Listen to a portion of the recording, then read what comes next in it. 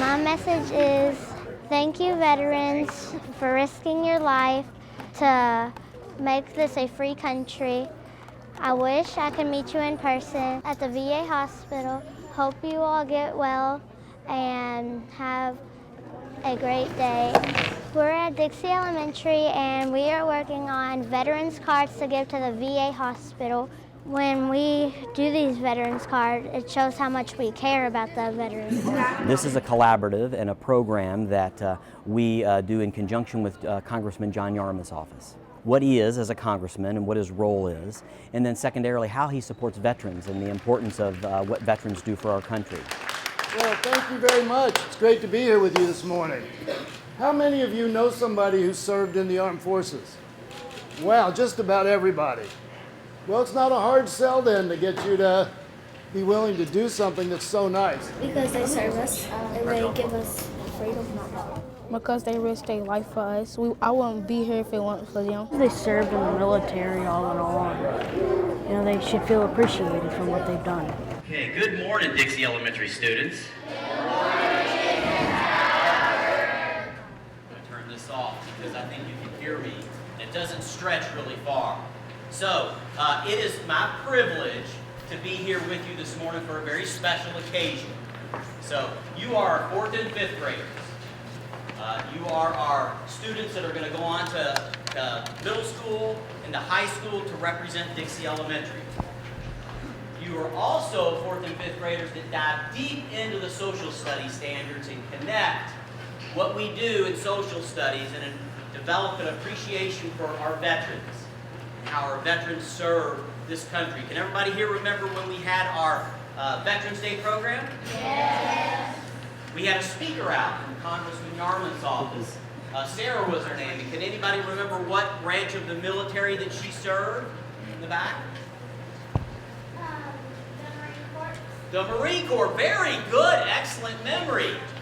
And if you remember, we had many of your parents and uncles and grandparents sitting up here, and there were some in uniform and some with their medals, and we honored them and gave appreciation for their service. So it's kind of hard as a 4th and 5th grader to maybe understand military service and what everyone does for our country. So I think you have done an exceptional job. You've written about it. You've written about your heroes. You've talked about fallen heroes, and you've been able to connect it to real life. In addition, you did a really good job on your Valentines Day card.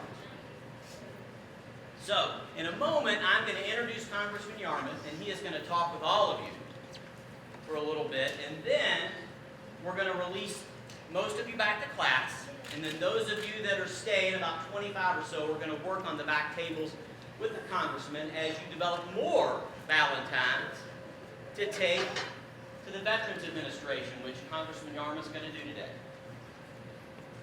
So, let me start by introducing our guest today. And it is my privilege to introduce to you Congressman John Yarmuth.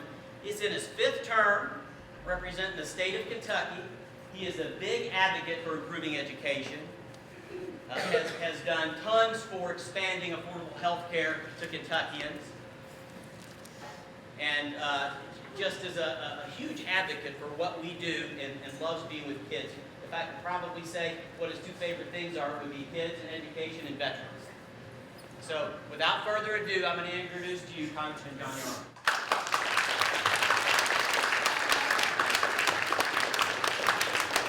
Well, thank you very much. It's great to be here with you this morning. How many of you know somebody who served in the armed forces? Wow, just about everybody. Well, it's not a hard sell then to get you to be willing to do something that's so nice. Let me just tell you about what I do. I work in the House of Representatives. I represent most of the city of Louisville, 725,000 people. So I have 725,000 bosses. And most of you are in that group. My job is to do what you want me to do or to work on problems, things that your challenges that you and your family are facing, to try to see if there's anything that the federal government can do to help make your life a little better. So that's what I try to do every day. And I have to be rehired every 2 years. Principal said I'm in my 5th term. That means every 2 years for the last 10 years, I've had to ask the voters to send me back. Now, you all going to vote for me next time? Oh, not quite ready. And I doubt I'll be around in office when you turn 18, when you can vote. But let me just tell you one thing before I get into the veterans, and that is that voting is really, really important. Last year in Kentucky, we elected a governor when only 31% of the people who could vote came out to vote. So he got 16% of the vote and is now the governor.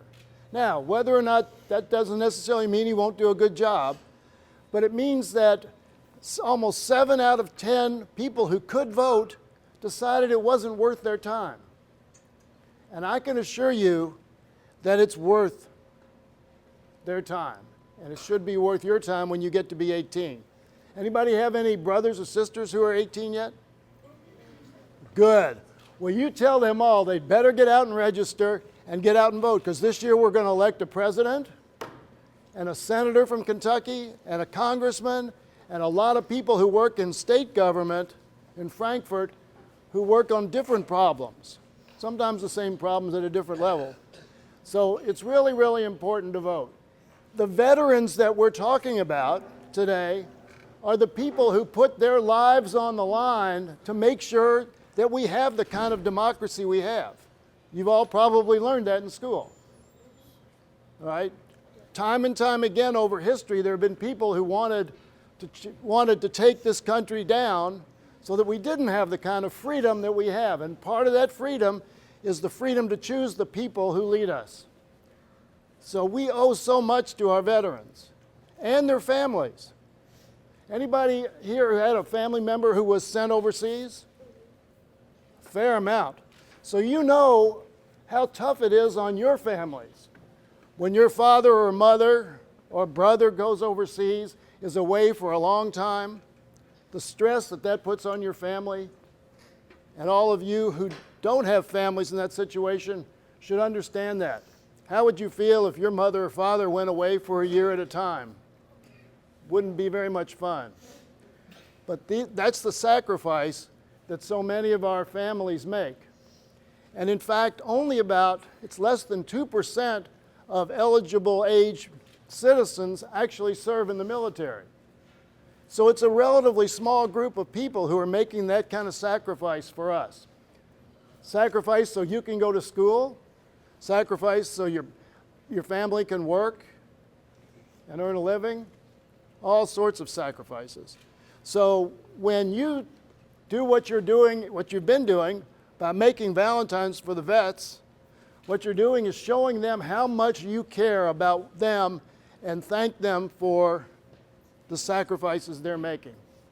So this afternoon, I'm going to go to the Veterans Hospital, the VA hospital, which is on Zorn Avenue, not too far from downtown, and distribute your Valentines to the vets.